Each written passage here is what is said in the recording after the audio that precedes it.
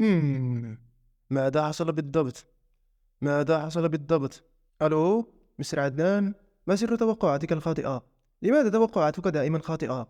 والمشكلة توقعاته منطقية، توقعاته نقدية، تحس وكأنه يوجد خطب ما في الكون. المهم، كل الفريقين قدم أداء ممتازا، لكن إن لم تشاهد المباراة من قبل، فأكرم عفيف كان يلمع في المباراة. حرفيا الرجل كان يلمع في المباراة. يعني الرجل لم يسجل هدفا واحدا ولا هدفين، بل سجل 3 أهداف. هذا الشخص هو الذي قاد قطر للانتصار. بعدما سجل الهدف الأول، أستطيع رؤية الخوف والتوتر من عيني حارس المرمى.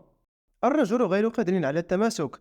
كريم المكار تمكن من إرباك الحارس. الحارس المسكين غير واثق من نفسه، لكنني أشعر بنفس شعوره. لو كنت مكانه لحصل لي نفس الشيء. كريم كان نجما في هذه المباراة وفي كل المباريات السابقة. الفوز بجائزة أفضل لاعب وأفضل هداف كان أقل تقديرا لهذا الرجل.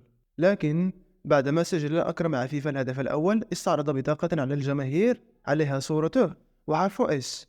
إذا كان أحدكم يعرف سر هذه الحركة فليخبرني في التعليقات. لقد قلت في الفيديو السابق قد تكسر قطر التوقعات، وهذا ما فعلته بالفعل. تمكنت من الفوز على الأردن والفوز بكأس آسيا.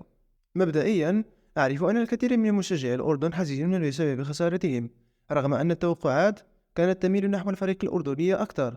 لكن أرجوكم لا ترفعوا سقف التوقعات فوق الحدود. يعني من توقع وصول الأردن إلى النهائي؟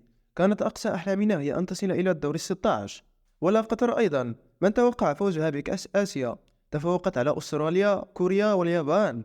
سجل اللاعب الأردني ياسين نعيمات هدفه في الدقيقة 66. جميل. لماذا لم تركزوا على تسجيل الهدف الثاني؟ توقفوا عن كسر أرجل اللاعبين. لقد رأيتم ما حصل في ركلة الجزاء الأولى. لماذا لم تتوقفوا وتكونوا أكثر حذرا؟ الرجل استغل الفرصة. إذا سقط أي لاعب هذه ضربة جزاء. سيد عفيف، أسعدنا وأسعد قطر معك. تاق. هوش. لماذا لم تتوقفوا عن كسر أرجل اللاعبين؟ لو سجلت هذا الفيديو بعد المباراة كنت سأتوقف هنا. لكن بعد بضع ساعات اندلعت ضجة كبيرة في مواقع التواصل الاجتماعي، وخصوصا من مشجعي فريق الأردن. المشجعون كانوا غاضبين بعد نهاية المباراة. لا أدري إذا كان بسبب الخسارة أو بسبب أي شيء آخر. البعض يقول أن الحكم منحاز لصالح الفريق القطري، والبعض يقول أن الحارس أيضا منحاز للفريق القطري، وبعضهم أكثر يقول أن المباراة كلها مرشية. إذا سألتني عن صحة الخبر سأجيبك لا أدري. هذه تبقى فرضية، يمكن أن تكون صحيحة ويمكن أن تكون خاطئة، لكنها زرعت في الشك.